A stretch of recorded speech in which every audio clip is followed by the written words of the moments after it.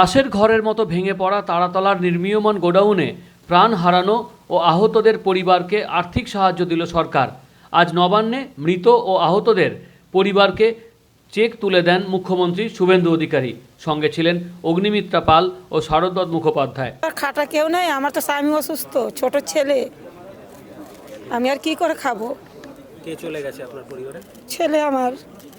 ওই রোজগার করতো একমাত্র? হ্যাঁ, কি আছে আর। ঝাড়খণ্ডের সরকারকে দায়িত্ব নিতে হবে। যদি ঝাড়খণ্ড সরকার দায়িত্ব না নেন আমরা নেব, কারণ ঘটনাটা আমাদের এখানে ঘটেছে।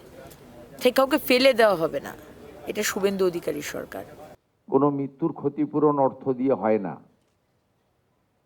প্রথমত আমাদের চেষ্টা থাকবে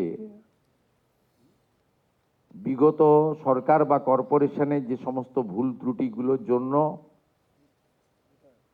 এই ধরনের ঘটনা বারংবার কলকাতা শহরে ঘটছে, গার্ডেন রিচ থেকে তারাতলা, সেগুলো থেকে আমরা যাতে কলকাতা তথা রাজ্যবাসীকে মুক্তি দিতে পারি।